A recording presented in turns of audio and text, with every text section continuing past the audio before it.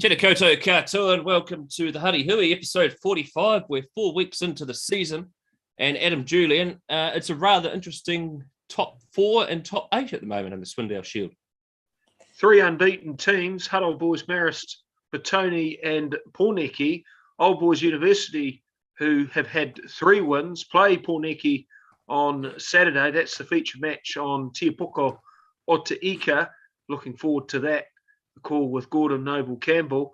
And then there's a number of clubs who haven't been strong in previous seasons that have made a good beginning to 2022. I saw Johnsonville play Avalon on Saturday, and Johnsonville play at a breakneck speed, and they put 50 points on the Wolves in a very impressive display.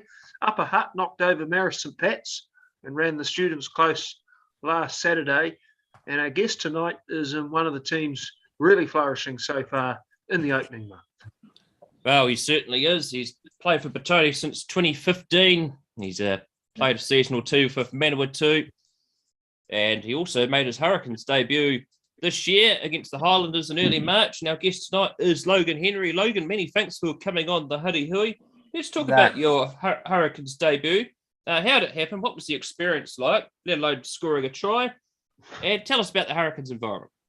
Kia ora, guys. Thanks for having me on here. But it was a bit of a fairy tale, really. You know, it was after playing, I think it was Blues. I think the last game that I had before I made my debut. But it was on a Tuesday, and then we're had a training, and one of the other halfback, Jamie Booth, unfortunately went down, with his leg. It was still a bit sore after the game, and when it came to Thursday, after we had a day off Wednesday, had a meeting with our backs about what we're going to go with against Highlanders that week. And after that little meeting we had with the backs, Alfie, Jason Hollands didn't manage, but he after the meeting he just said, Logan Henry's in on the bench for Boothie because he can't make it. And it hit me. I was pretty speechless and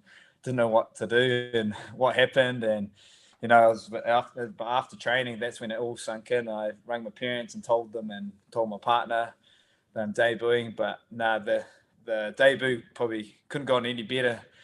Really, came on at 20 minutes into the last half, and just managed to run the good halfback line in the insides, following players, and managed to dot down after that. But it was an unreal experience out there on the field. When I was a little kid, used to get at Woolloos train station and head into the games with all my family and a couple of mates, and used to watch it from the grandstands, and always thought to myself, I wish I was out there one day playing for Hurricanes for the home team. And then to be able to do that was pretty special. And truly grateful for the coaches and everyone who got me to where I am today to be able to play that debut. But something I'll never forget. And it's unreal being in that Hurricanes environment. I've picked up a lot of things and that can help me with my game and progress as a player, which is what I want to do. So it's been a good a few months after the old Manawatū stint. So been loving it at the moment. How does the contracting situation work, Logan? You weren't in the original squad, and then you were part of this thing called the wider training group, and then all of a sudden you're playing for the top team. It must be very confusing sometimes. So I was in there for injury replacement for TJ. So I was in there for a certain amount of time, and then once he was back and ready to play, I went out of that group and went back to normal life, playing club footy and that. But with being an injury replacement player, you can just expect the unexpected. Like, I guess with the debut, I was only meant to be there for a certain amount of time, and then managed to go to Queenstown and spend the time down there with the boys when I was only supposed to be there for Canterbury, for Crusaders, sorry. So I was supposed to head home after that, but then unfortunately TJ got injured down there at one of our trainings, and then I got to stay a bit longer, and then it just all fell into place when other people got injured, and then I was the next man to be in. So it's just a lucky thing there. So you come in as an injury replacement, yet Yeah. you have to live a normal life. So you might be underprepared to come into the situation. Is that difficult? Yeah, oh, is that a meaning like in terms during of the time training that I and was the in game there? plan? Oh, so I was injury replacement. You're in there full time, so I was in there training with them, doing everything week by week, and just Alfie was talking to me about when I was going to be in or how long I'll be in there. So we just took that week by week, which I was more than happy to do that. So, but then after that, I guess it's just you got to still stay fit. You know, anything can happen. You can get called into any team being a replacement player. So if any halfback goes down or if someone's looking for one, then I can basically fill that role. So trying to stay fit and healthy and ready to go just in case to get called back in. And yeah. Have you practiced playing hooker? Yeah. Oh, definitely. Always. Oh, league or in rugby? They've had 8 hookers this year, the Hurricanes. It might be worthwhile practicing the number 2 jersey. Yeah, they're going a bit unlucky with the old hookers out there, but yeah, I don't know what's going on at the moment, but yeah, a few boys going down and a few phone calls made to call in some boys, but they're just like me, any phone call away to be in the team, so you got to stay fit and ready to go, and yeah. James O'Reilly's a lad you know well. You went to school with him, and he played an absolute blinder against the Crusaders. What did that mean for you to see that? Oh, it was good to see him out there because he's been battling away with injuries and whatnot. But just to see him out there play a full 80 or almost a full 80 and just to be back to how he was before was pretty good to watch. Actually stoked for him to this year finally get his contract after fighting and trying to find one, and for him to finally manage to get a contract. Absolutely stoked for him. To walk in there for the first day or 2 days in the camp for preseason for the Canes, and to see him with his big happy smile on, with his for being in with the team finally. But yeah, absolutely stoked for him, how he's gone throughout the years and all the teams he's made. But yeah, I always back him at the end of the day. He's a good lad. Now, you've been battling for a Wellington contract for half a dozen years. It didn't transpire for you, so you went off to the Manawatū. Tell us about that decision. Yeah, it was a pretty tough one. Yeah, like you said, I've been battling away trying to find a contract with the Lions, and I always wanted to play for my home team and represent them, but yeah, I just couldn't crack it. I don't know what was going on, and I gave him my all, but it's always good to have a change. So had a few talks with other people and with my agent, and had a chat and see what clubs were out there that are looking to find a halfback to sign up for a year. So yeah, Manawatū was that one. It's a bit closer to home for me, which is good, so I can travel back here and there. But went up there to give it a good crack after many years of trying down here, and yeah, it just all paid off from getting out of here and trying something new. Why was it different up there, though? I don't know. Maybe they were trying to find someone and they needed someone, and I was just there and going up there, trained hard, put countless hours in to try get a contract, and they just all pretty much paid off. But yeah, I don't know what was the change for that.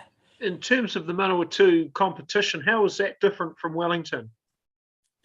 I quite like the culture there, the culture around their trainings in their gyms. Like everyone was in there even the women's were in there training with us in the gym sessions, and then when it hit the season, we all split off to our own teams. But I just found the culture was quite good. We had quite a good bond up there, and players we had a good group of players, and had funny people in the team, and they had the hype people that always bonded us even stronger together. But yeah, it's just a good bunch of lads up there that all wanted to win and all wanted to train hard to get up to that top level.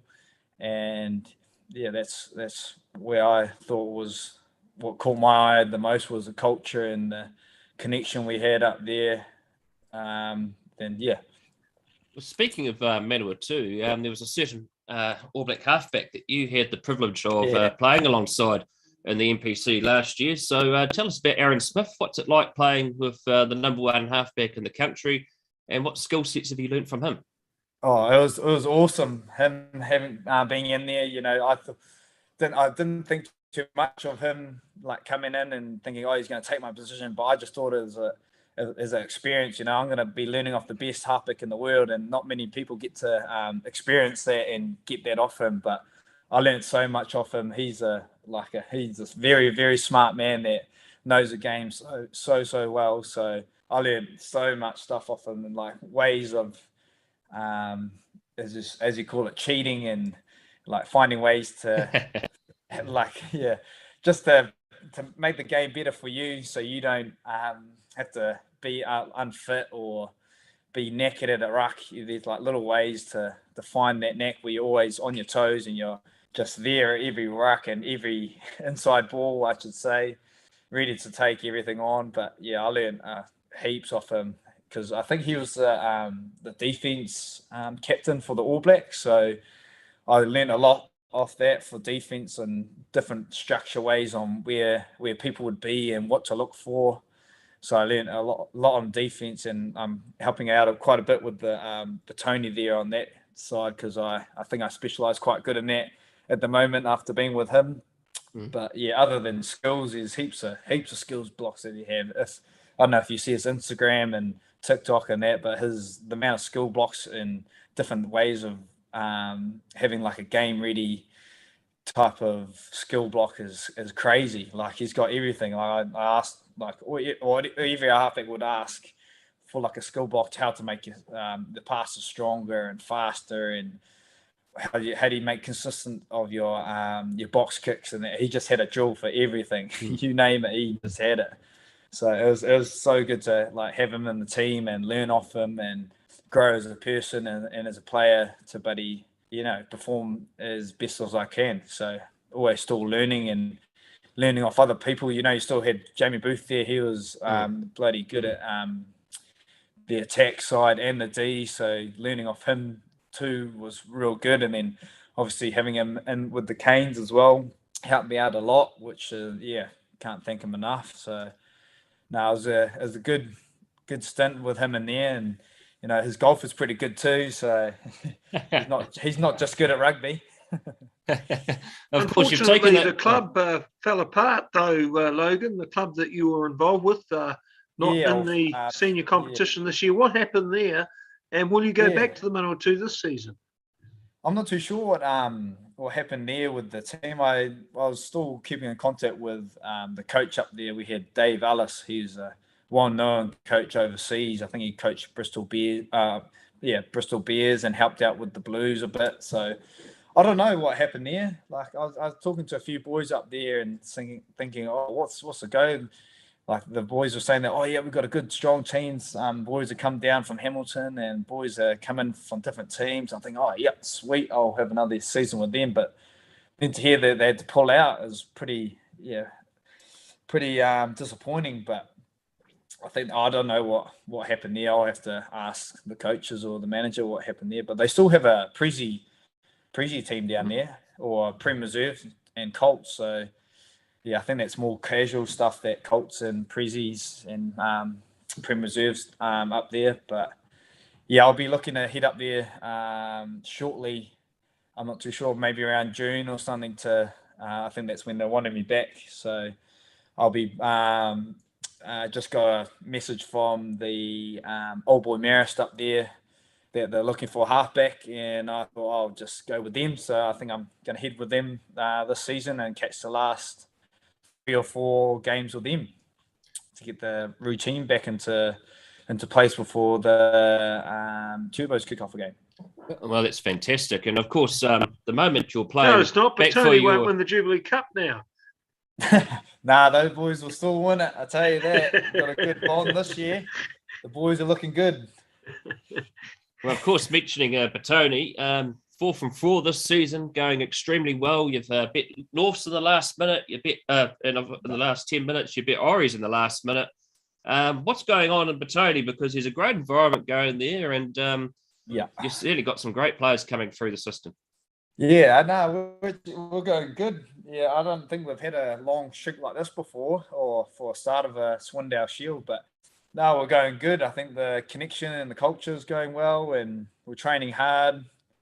And you've got the likes of new coaches like Pipes and Fridge Messina coaching, and it's all kind of feeling new. I heard the preseason was quite good. You know, it's different to the last few years that we've had. So I don't know. It's just the boys are coming through well. I think because the last 2 or 3 years it's been quite hard. We kind of had filtering players coming through quite young, and then now I think they're slowly getting older and more experienced of that level. And yeah, the team's just binding together well, but I don't think we've been playing our best rugby yet. So there's still more to come. And, you know, it's quite exciting when you have those young under 20 Hurricane boys like Riley, Peter and Harry ripping up every week. And I think just for some players to see those young boys, buddy, giving it their all, I think that gives them a bit of a booster too. But you got the likes of like Jack Ross paying his 100th a couple last week, and then you got Khan Green with his 100th this week. So you got a lot of experience building through at the moment, which is what you need if you're a young boy coming through. And then you got the likes of Lester Malolo back, and what a season he had a couple of years ago, and now it's been off with an injury. Now he's back, and to see him back to how he was a few years ago is pretty special and pretty worrying for a team. You know, he's so light on his feet and ready to go. And yeah, it's good to see him back, but so much depth in the team, which is good, which you need. But I see there's a few other clubs struggling with numbers, people leaving here and there, but it's good that we've got depth and got players to bring in when COVID hits or people go away for sabbaticals, e.g. Buddy Tupo Safwanga. But yeah, it's a good team this year. They're looking really well. Hopefully I can stay as long as I can and help out, and hopefully they go all the way this year. They're looking, it's pretty exciting watching them. It's going to be, yeah. Well, the month of May is going to be quite big, Logan, for Petone. Yeah. Of course, you've got Wellington next week. Of course, Khan played a season with the X-Men as well. But the week after that, you've got Marist St. Pat's, and then, of course, the big one, the McBain Shield. Those are going to be 2 massive games, in particular for your positioning later in the season. Yeah, they're going to be huge games. I think they're the big ones out of the lot, but hopefully I can be there and for a certain amount before those big games go, and they can push on through and hopefully take the Swindale Shield or finish up the top somewhere. But yeah, we've got some hard games coming up, so hopefully this game this week can build us and just to see where we are and to our potential where we should be, because we're not there at the moment, but it's not far off there. But you got MSP. That's going to be a very tough game, that one, and then to back that you got the big McBain, which is the big one, the one that we can't wait to play really. But yeah, it's going to be a good couple of weeks to see where we're at. That's for sure before that game. What's your favourite McBain memory? I think all the ones we won. You know, I'm not too sure what one's my favorite. I think the first one I ever played was probably my favorite one. You know, it's just the environment and the week build up to the game is unreal. Like now they've got the McBain Golf Day, which is on the Friday before, which is it's all a big week and it's all exciting. And for like a fresh young player or someone new to a McBain Shield, they'll definitely feel the nervous in the team. You should invite Aaron Smith. Yeah, I wish I can call him in. Yeah, but it's a special week that week, and then just go out there and play a game and see the whole grandstand packed on both sides of the home fields and just people around us. Yeah, you just hear it from everywhere. Even other teams with players in it that I've heard them say, "I wish we can come watch a McBain Shield match," because they know it's special and there's a lot of biff and a lot of drama. It's always down to the wire. So it's always a good game. I love the big games too. So can't wait to play that. What is it about Hutt that antagonises Petone? I don't know. It's just I think the back in the day, they're just, you got to fight for that bridge. I think it's you and bridge. So it's the battle of the bridges. Whoever wins the game really gets the owning rights of the bridge or something, or like owners of the hut or something. I'm not too sure why it's so big, but I think it's a big shield. I think it goes on for it goes back quite a while. I think the shield does. I'm not too sure, but yeah, that's all I know about the rivalry. But yeah, it's always big battles there. Even though if you have mates in it, you're always dragging each other or putting your mate heads into the ground or something dirty's going to happen. Of course, you mentioned big games like the McBain Shield, but let's go back to a very unique game back at your time at Hibs, and you beat one of the big powerhouse schools. Tell us about beating Wellington College. Yeah, that was a special moment for a lot of us and for the school, especially like the first time ever beating Wellington College, and to especially play it on my home ground in Petone, and you had the likes of Khan Green watching on, and had bets with other players in that team. You had Jack Ross in that team in the Prem with Khan, so they had a little bit of betting going on. But to win that and to do it on Petone home ground, that's something special in that cold windy day that was. But I think it went down to penalties that game. They had a few opportunities to take the penalties, but they kept tapping it and trying to go up the hard way. But us Hibs boys, we went the smart way and we just took the points while we could. Oh, fantastic! That's awesome. Yeah. Of course, do you still think there's a door open for you for the Wellington Lions in sometime in the future?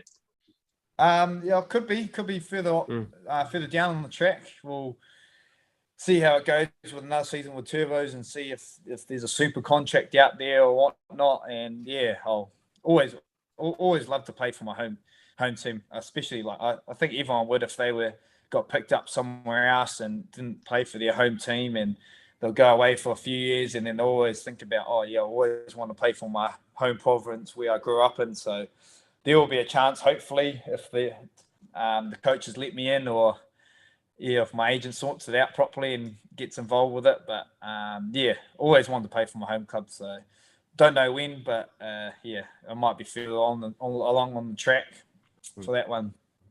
Well, Logan, it's been awesome having you on tonight's Huddy Hui. All the best for Wellington and the month of May for Petone and the rest of your career this year. Cheers. Thanks for having me. It's been an honour being on here. Thank you, Logan. Thanks for that. Cheers. Well, Logan Henry, a real star player. I always remember the 2020 season of the Swindale Shield where he was the top scorer, 150 points. And that was an outstanding season Logan Henry had in 2020. He's a wonderful player and very consistent. 2014, Hibs first 15, meritorious victory against Wellington College. Logan's 2 penalties won the game. It was 6-5, and the second of those penalties was taken into the wind when the goalposts were shaking and the spectators were shivering. It was a spectacular goal, and it was a goal that sunk Wellington College. One of the players in the Wellington College first 15 that day was Brad Forster. He's a good guy. He played for Tawa briefly before a shoulder injury put him out to pasture. And Brad, his nickname is 6'5" because that's his height and the score of the day that Hibs beat Tawa. Hibs beat Wellington College, rather. Oh, yeah, so outstanding. I think they beat Tawa that season too. They were pretty handy. They were coached by Graham Murray. That's right, they were. His son Ty was in the team. Ben Power was in that side as well. And, of course, Ben Power, prominent personality in McBain Shield matches over the years. Well, that's right. We're all looking forward to the McBain on the 14th of May. What a great day that always is. And speaking about matches this week on Te Poko or Te Ika, Adam, you'll be alongside Gordon Noble Campbell calling Old Boys University versus Porniki, and there's a bit of history with that game. A lot of history in that game and a lot of contemporary milestone as well, Brad. Tuehi Wright celebrates his 100th match this weekend. He was due to celebrate it a fortnight ago, but unfortunately he contracted COVID. He's recovered from that setback, and he will line up on the wing on Saturday against a Pōneke side who are soaring and have a very good winger in the name of Nick Robinson. He's a Filipino international, and he scored the winning try last Saturday against Parramatta Plymouth. Pōneke 4-0. They have the longest active winning streak in Wellington Club Rugby at the moment. They've won 11 games in a row going back to the Hardham Cup last season. So Pōneke, a very dangerous side with a typically combative and hard-working loose forward trio, good first five and speedy wings. Old Boys University, a new team this year, but Callum Harkin, our guest last week, 17 points in their win on Saturday against a plucky Upper Hutt. Callum Harkin playing some good rugby for the students. Well, 4 teams without a loss so far in that game. It could be a draw, or someone could lose their first game of the season. Who knows what that will be? We'll find that out on Saturday. And of course, next week, Adam, we have a rather different guest on, but it's quite an important milestone for the Huddy Hui next week with our guest on. 100 games of Premier Rugby under his belt, but as a referee.